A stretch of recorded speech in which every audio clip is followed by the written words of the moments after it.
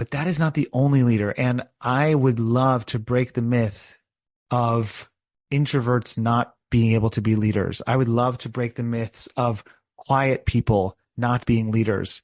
I would even love to break the myth that people who are not well spoken and who maybe get nervous in front of groups and who don't like a lot of attention on themselves are not leaders, because that is absolutely not true. And we need leaders who fill the full range of spectrum, from extroverted to introverted, from externally processing to internally processing, from outgoing to more reserved, from immediately reactive to more reflective and thoughtful.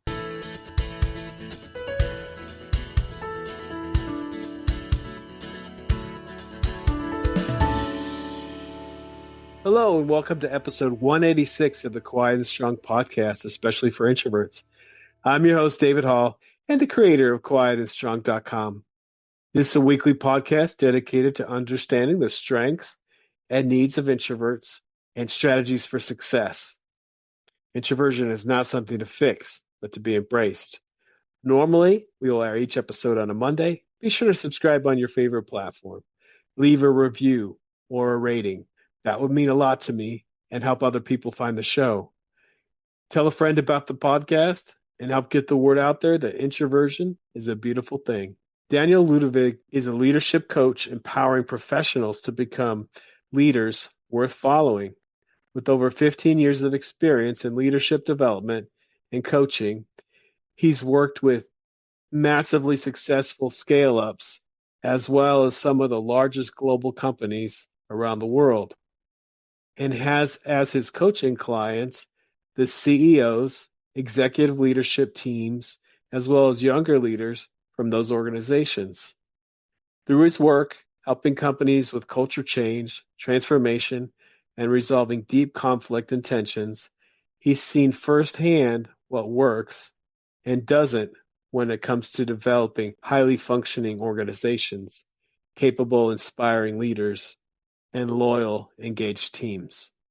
All right. Well, welcome to the Quiet and Strong podcast, Daniel. Daniel, so good to have you on today. Thank you, David. It's a pleasure to be here. All right. We are going to talk about your work, especially as a leadership coach. So let's start there. Tell us about your journey. Like, how did you become a leadership coach? Oh, so not expected in terms of the journey, like totally through the back door, if I'm honest.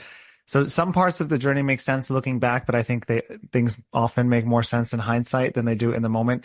So I did study and have degrees in psychology and economics, but what I concluded after graduating university is that I didn't particularly want to work in either of those fields, because I just found the separation between, especially in the psychology dimension, the separation between patient and therapist to just be so distant and often kind of neutralized, and it just didn't appeal to me. And when I had a few internships, I found myself really discouraged. But what I ended up doing instead was had a couple of jobs that opened up experiences around both working with people and business in a different capacity. So I did work in a cancer hospital for a few years, and that was a powerful experience around seeing people when they are really fighting for their lives and what kind of human characteristics come out of that. And I did also work in architecture for a few years, which gave me a real sense of what it's like to work in a team and what it's like to work in a company and what it's like to be in relationships with different kinds of clients. And both of those jobs left me feeling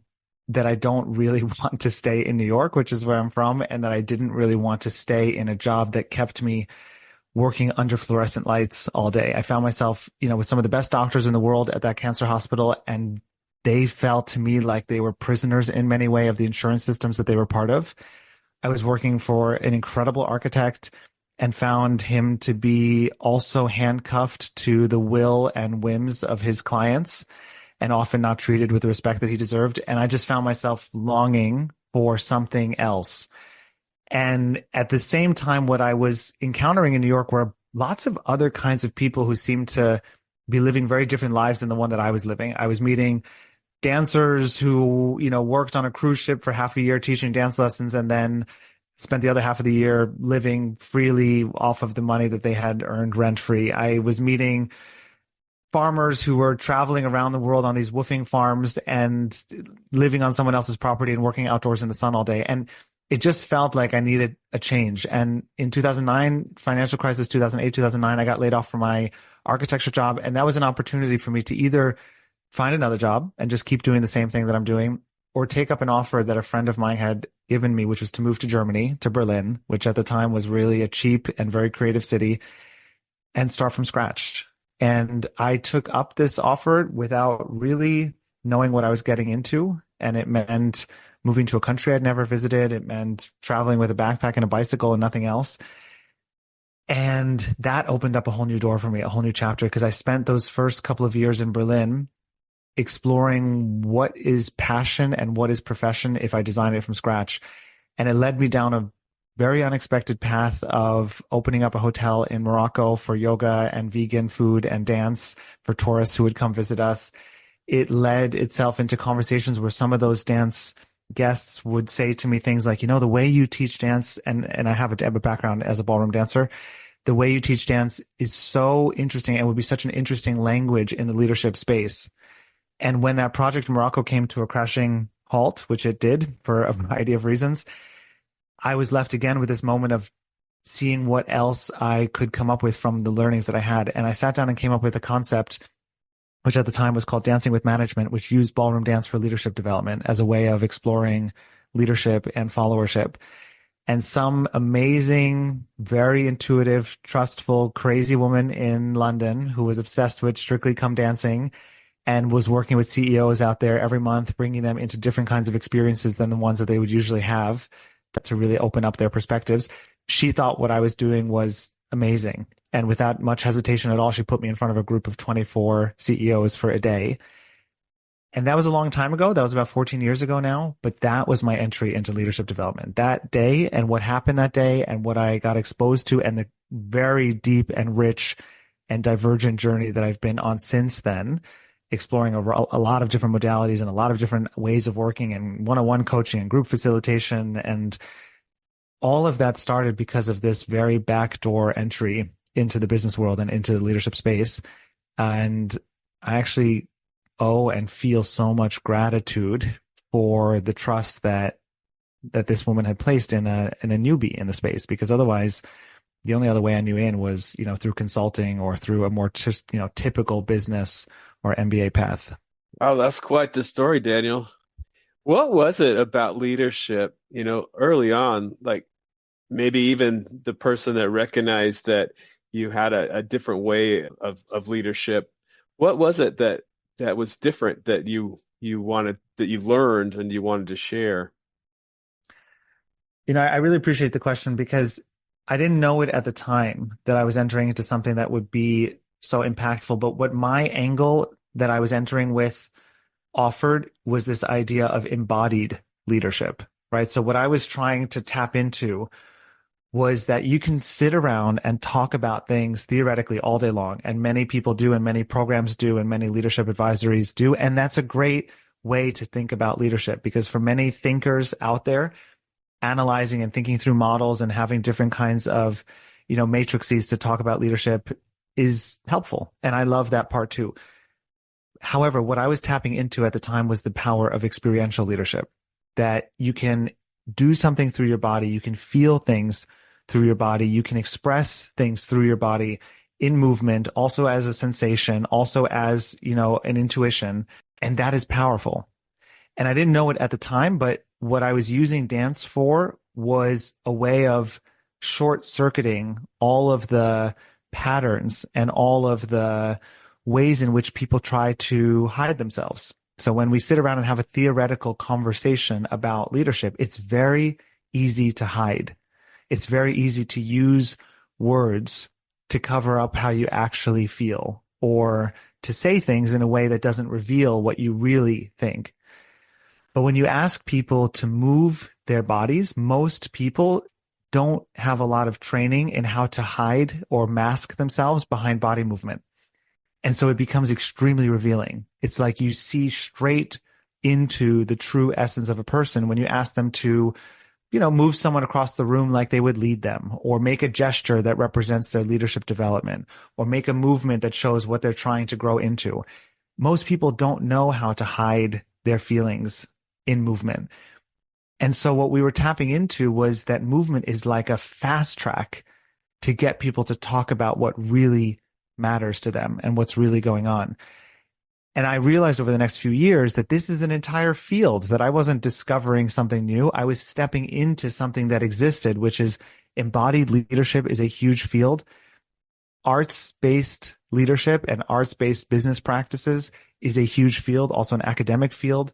There were people using music. There were people using conducting. There were people using painting, poetry for business-based topics as a way of entering in through a completely different avenue.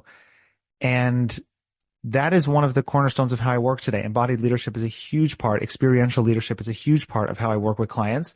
It's not the only way. I think my path allowed me to catch up on some of the other approaches, like using more, mental and cognitive models and science and theories to explain leadership, as well as more heart and emotion-based approaches that are really around feeling and understanding your emotional landscape and understanding your past and understanding where it comes from. But at that time, what I was stepping into and what was so unique was doing it through the body. And I think that's still quite cutting edge for most organizations and most leaders today. Can you give us an example of how you've helped someone with this method? Sure. I mean, there's a few different methods that I'm referencing here. So as I developed in the method that I came up with, which was using ballroom dance for leadership development, I also got in touch with other embodied methods that I found way deeper and more profound and more powerful than my own. So one of the methods that I came in touch with is connected to a body of work that comes out of MIT called Theory U and Presencing.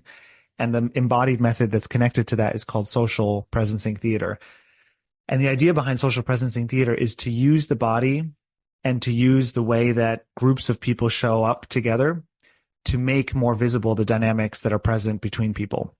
And so very often in group work that I do, in facilitation work that I do, in team development work that I do, I will ask people to create as a group a kind of 3D sculpture using their bodies that represents what the current dynamic in the system feels like. And they will actually get into a discussion around what are the different elements and the forces and the concepts that are present in their system. So, it could be anything from actual figures like a CEO or like an HR person or like employees or like clients, and thinking about how they constellate and how they would be set up next to one another. It could also be forces like money or like market forces or like the competition. It could be concepts or values like ambition. And the group will actually build a 3D sculpture using their own bodies and demonstrate how these different elements relate to one another. Which ones are close to each other? Which ones are far from each other? Which ones are facing each other? Which ones are linked to each other? Which ones have nothing to do with one another? And this will allow people to start to visually see and also physically experience and feel what is otherwise often a very theoretical conversation about the dynamics of our company or our culture. And this first sculpture, as we call it, is something that we call either a current reality sculpture or a from sculpture. So people get a real sense of, oh, this is what's going on in our system. This is why there's a part of our organization that feels totally marginalized and not seen, because they're all the way on the far edge of this map that we've created and nobody's looking at them. And this is why another group of people feel like they're at the power center and under all the pressure, because they're right in the center and they're all facing each other and they're disconnected from what's happening outside of that. And then once people have gotten a sense of what the current reality is like, we'll ask them to make a move towards the future reality. So if this system was going to move, if this sculpture had a certain kind of knowing, a certain kind of wisdom, a certain kind of intelligence, what would change? Where would these different elements shift to? And people, after, a couple of minutes of getting over the awkwardness of this modality and this language, which is always a little strange at first, actually will be able to find a new position, a new shape, a new place in the map, a new other element that they're next to or further away from. And as you watch this shift from current reality to what we then sometimes call sculpture 2 or future reality, a huge amount of insight comes up for the groups. Insight that they would not have gotten to in the same way, and certainly not with the same speed, if we were just sitting around a table talking about it. And that is like a starting point or like a catalyst or like a spark for then a really deep conversation and a reflective conversation about what are these underlying forces or dynamics or beliefs or issues that we need to pay attention to. And that's the power of movement, is that it's almost like another source of information to be brought into the conversation that lives in the body. It doesn't live in the head. It's not accessible through words, but you give people a few minutes to get used to the form and a few minutes to start listening to their body in this way. And suddenly they have all this additional insight and very often have breakthroughs in a super short amount of time that they would not have gotten to in a different way. And that's something I've seen over and over and over again when I use this with groups, that is just a powerful addition to all the other suites of tools out there, right? It's not a replacement, but it's like completing the conversation that is otherwise missing one perspective, which is the embodied perspective. Yeah. Do you have an example that stands out, like a breakthrough somebody's had by doing this? Oh, I mean, so many different ones. I remember, I was working with one client that was in the energy field and in energy industry, and we created a constellation of their relationship between all of the different elements in their system. And among those elements, one of the things that we were looking at was their actual work, which was sourcing energy from oil and mining oil, and the relationship between that, the planet around them. So generally, we always put the planet as one of the elements in, and in particular, looking at the locals who lived in areas where they then build these plants and where they build these extraction plants. And through the conversation, when we opened up the movement from current reality to future reality, what became so visible to them in such a visceral way is that they were completely ignoring the impact that their work was having on these local communities. And that when they would come in and build some of these plants and these infrastructures that would then allow them to extract this oil, they were destroying these communities. And that was creating a huge amount of problems for them. It was creating press problems, but it was also creating a values clash. It was also creating a sustainability clash, because it was clear that this is not a sustainable source of energy for the future with the way that, world consciousness is developing. And through the conversation and through the movement, to my incredible surprise, they decided in that session to shift to a completely different source of energy. In other words, to completely shift their business model and move away from oil, which is clearly not a sustainable form of energy anymore, and start employing other ones that are actually much more sustainable and that are much more caught up with the times that we're in. And they have since then completely shifted their business model and are now using a totally different source of material and a completely different kind of science and business product to fuel their business transformation. And that, when I talk to them, they tie back to this moment of seeing so clearly the relationship and the conflicts between different elements that they just weren't able to pull together in such a clear way in the past. Awesome. Does that give you a picture of how that Yeah. of how that particular method works? Yeah, that definitely helps. Thank you. And you say that you want to help people be the leaders that are worth following. What do you mean by that? Yeah, so that's become really a big part of my work right now, is to help people become someone worth following. And you know what I heard the other day on a podcast that I was listening to, that for me was like another way of saying the same thing.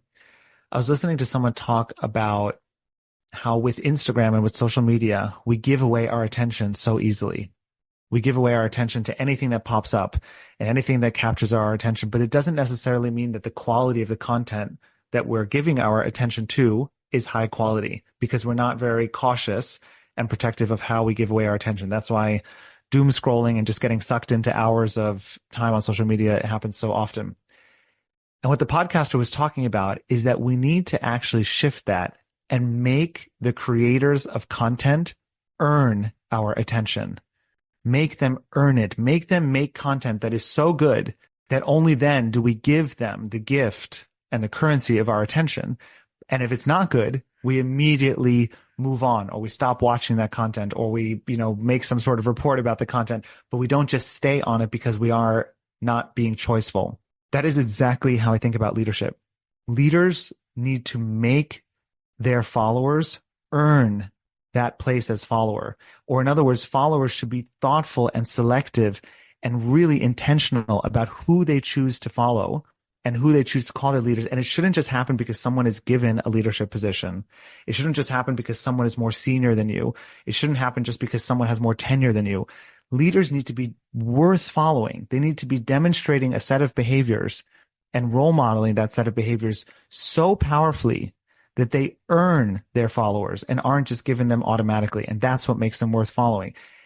And that is what I believe leadership should be. I don't think you should follow someone just because you're told that this is now your boss. I think they should step up to the plate and day in and day out be demonstrating that they are actually worth your followership. And that's where the tagline comes from, this idea of become someone worth following and not just, become a leader because you've been given that position or because you were promoted or because you were hired, right? That in of itself does not make you a leader. It just makes you someone in a powerful position.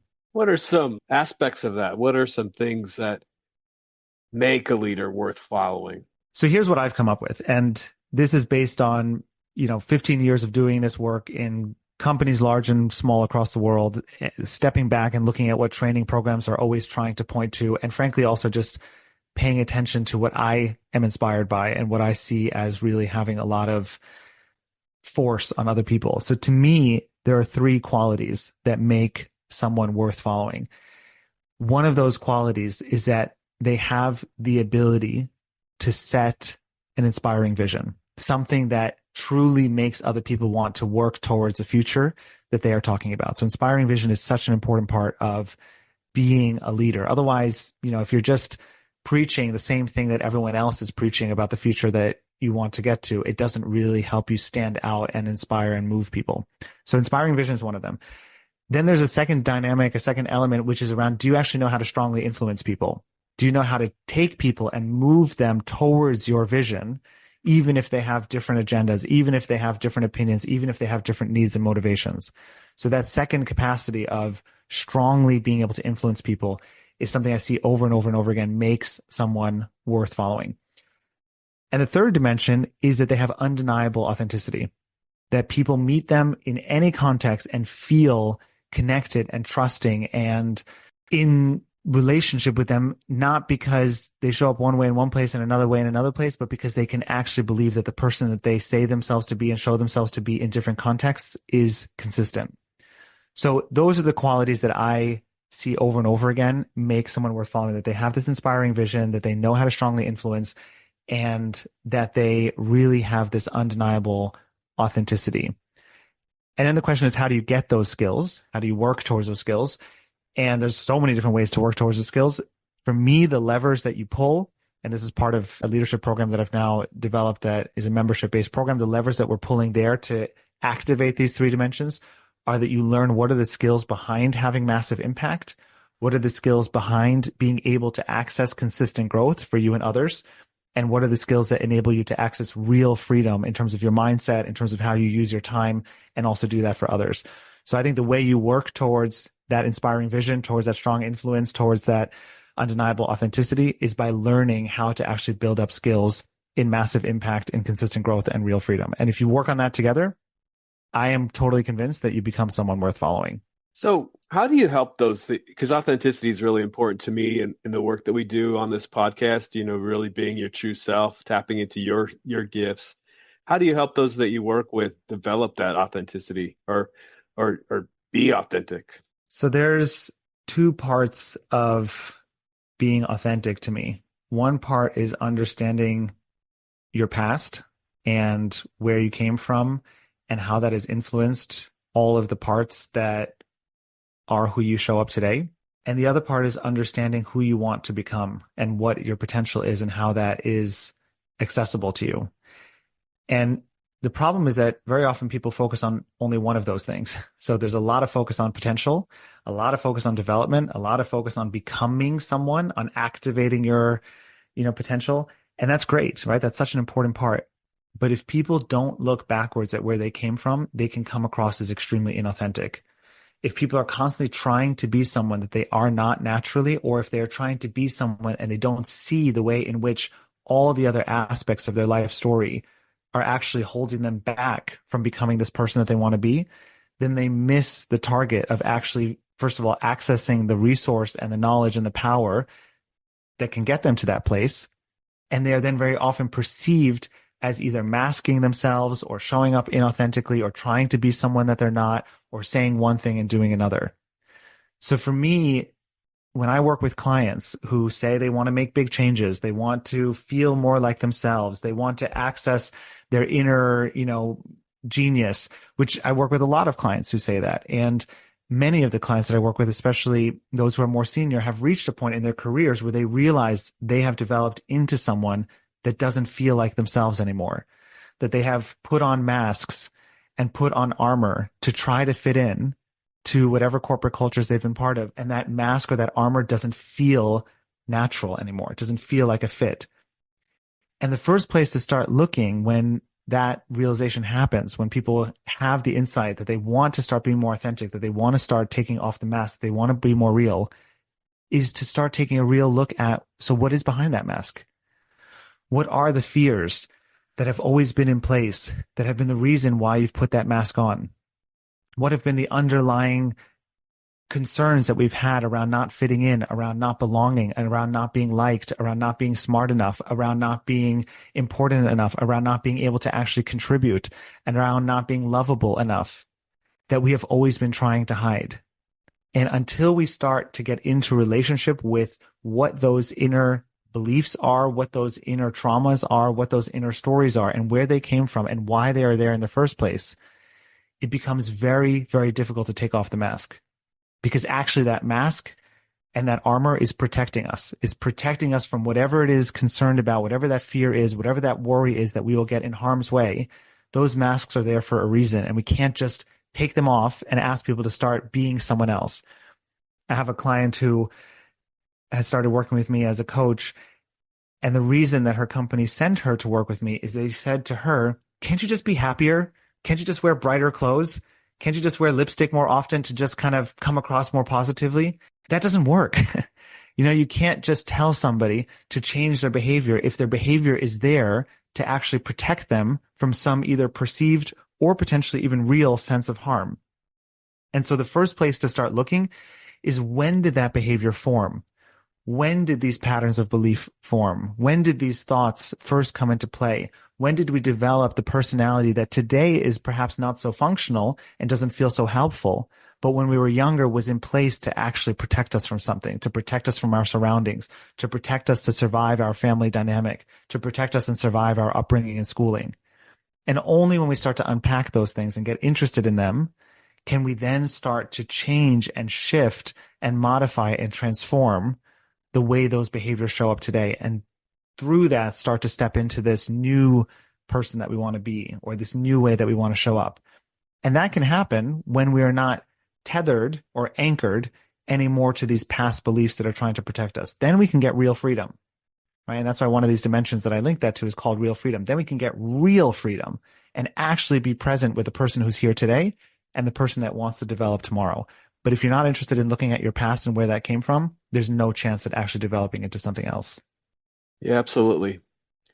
And to me, this also seems like it would be related to confidence, and understanding the things that you just described, and being authentic would also give you a boost in confidence. Is there other things that, if someone is lacking in confidence, that they can do as a leader?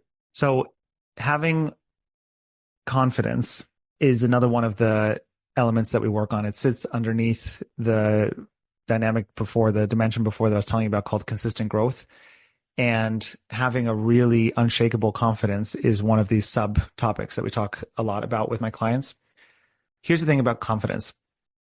Confidence is an emotion. It's also a state of mind, and it can go up and down all the time. And I believe that being confident is overrated as a skill or as a requirement for being a leader. More and more, what we see are leaders who admit that they have doubts, that they have insecurities, that they have moments where they don't know what to do. And that becomes inspiring because it's relatable and it's true and it's human. So for me, confidence is in a direct relationship with insecurities. And when I'm in a moment or in a situation where I get a lot of praise and I get a lot of external validation, my insecurities drop and my confidence increases. And that's nice for that moment.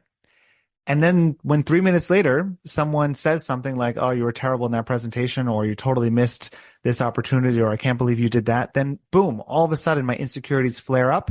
And what happens to my confidence? It gets hit and it drops. So this is normal. As we do new things, as we try out things, as we practice, as we fail, the relationship between insecurities and confidence is constantly changing. And that's why hanging our sense of identity and our sense of qualification as a leader on confidence is so risky. Because as long as we believe that only when I'm confident can I be a good leader, we are held captive to all of these external forces that can influence our confidence by triggering our insecurities. And our insecurities will always be triggered. There will always be moments, a new situation, a social situation, someone looking at us a weird way, something that is high stakes, a situation that's high pressure, something that we try that's new, where our insecurities will get flared up. So to me, if people really want to work on the dimension of something that they can hold on to, that would give them validity and would give them a sense of justification as a leader, it's not confidence. It's self-worth. And for me, self-worth is the belief that I am worthy simply because I exist. I'm not worthy because I'm confident, because we know confidence can go up and down. I'm not worthy because I am not feeling insecure, because we know insecurity can go up and down. And I'm also not worthy because of all sorts of other external things that are actually linked to confidence. Like, I'm not worthy because I went to, a good university. I'm not worthy because I have an expensive car. I'm not worthy because I live in a nice apartment. I'm not worthy because of X, Y, and Z. I am worthy simply because I'm a human being. And I have a basic level of worthiness and rights to be loved, to feel belonging, to feel good enough just because of that. And this is an incredibly fundamental and difficult shift to make from attaching our identity to confidence versus attaching our identity to self-worth. Many people attach their self-worth to their confidence, so they are one and the same. Their confidence goes up, they feel more worthy. Their confidence drops, they feel less worthy. And what I work on with clients is to start to understand that even though we grew up in a system, and often education is a big part of it, that directly connects our sense of self-worth to confidence. In other words, you are worthy of love. You are worthy of recognition. You are worthy of being seen because you did something well, because you had good results, because you performed well, which are all external aspects. Instead, what I try to do is separate that and understand that your confidence can go up and down based on those external things as much as it wants. But your worthiness is separate from that. And your worthiness is stable. And the more people start to understand the difference between self-worth and confidence and untangle those two from one another, the more they're able to experience a grounded, natural, consistent sense of self-worth, even when their confidence is rocked. And that is powerful leadership. That is powerful leadership, to know that I made a mistake. I screwed something up. I didn't have the right answer. I wasn't sure what to do. My insecurities are through the roof and my confidence took a toll. But I'm still worthy, and I'm still worthy of being a leader, right? And that comes back to this phrase, to become someone worth following. You're worth following because you have a basic grounded sense of qualities as a leader, and not because you happen to be confident in one moment and not confident in another. Yeah, brilliant. And it's that sense of self-worth allows you to be vulnerable, as you described, like if you don't always have the answer, and people follow that, they understand that. Totally. And that's, all of the work by Carol Dweck on fixed and growth mindset is linked to that, right? That as long as we are attaching our identity to external results, which is the fixed mindset piece, then we will always be threatened by anything that can potentially, decrease or hurt those external results, because it takes a direct toll on our identity. And so we won't do anything that puts those external results at risk.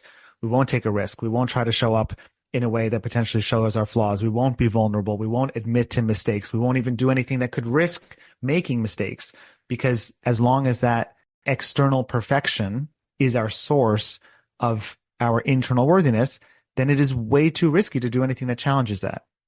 But in a growth mindset perspective, if we actually can separate those two and see our identity as stable and our external results just as a playground and a playing field to grow and try things out and evolve, then it becomes amazingly powerful to be vulnerable as a leader because it doesn't threaten our identity. In fact, it amplifies it and allows people to connect to it because they get the real us. Yeah, absolutely. Daniel, is there any leadership myths that you want to bust today?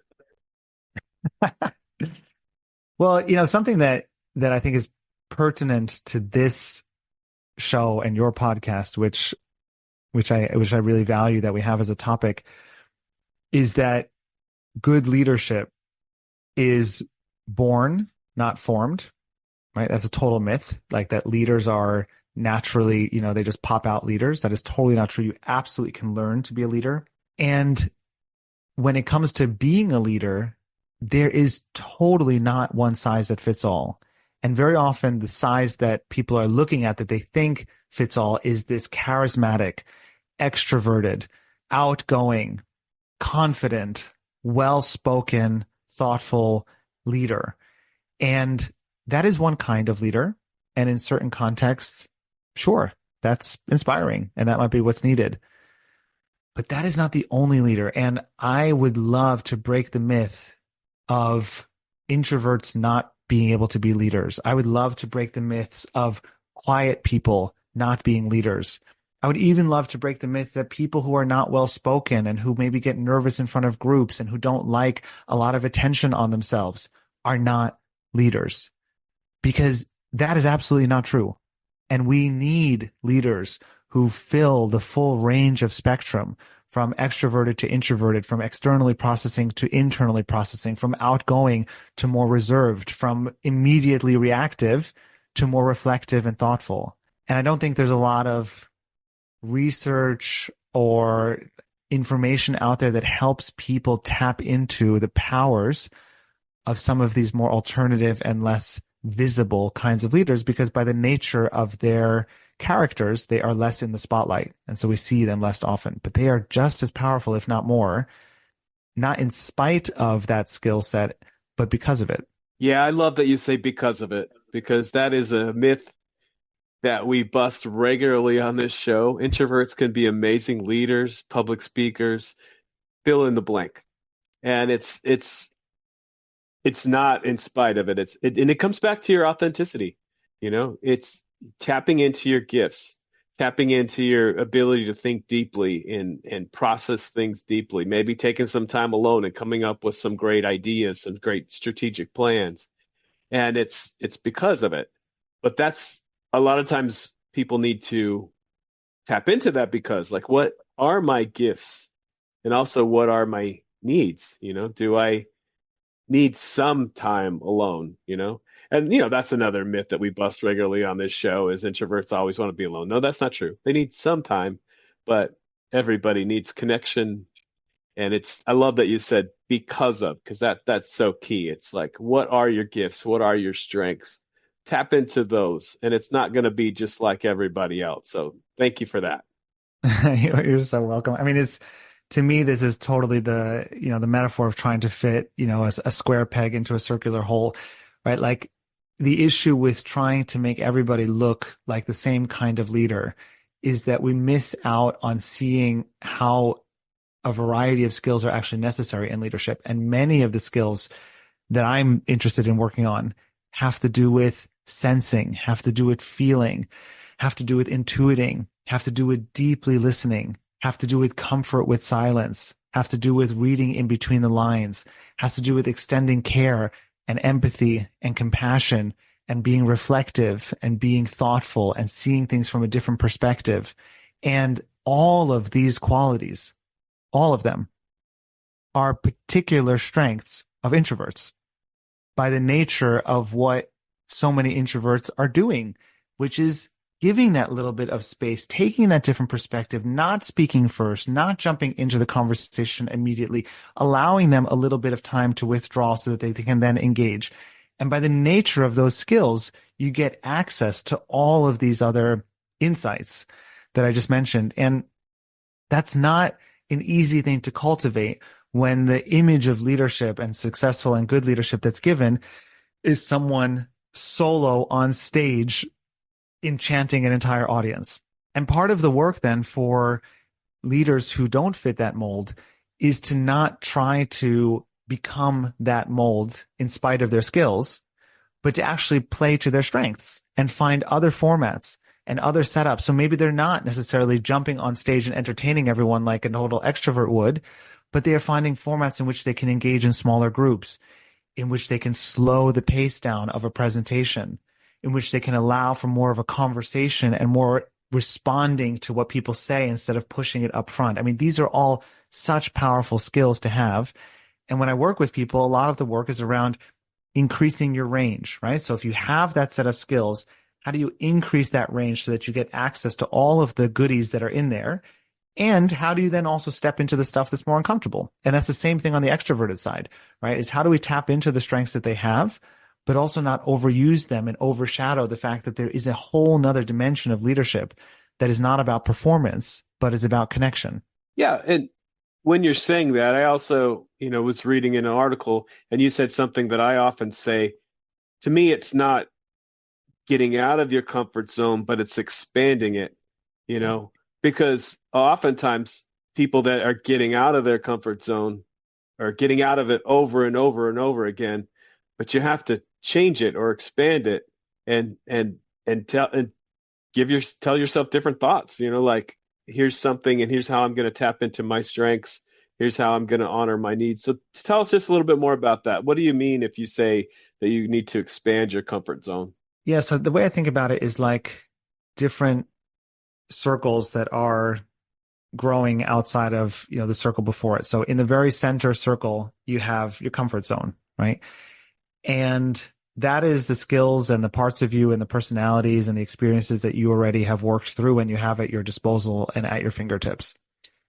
Now, when we try to stretch into other areas that we're learning that are new or that are different, naturally that's uncomfortable. And in that space of discomfort, there can be fear, there can be anxiety, there can be a whole bunch of different emotions that come up when we're doing something new that don't enable powerful performance, right? So doing anything from a space of fear or a space of anxiety or a space of panic or a space of stress that is unhealthy or is too much does not enable good performance.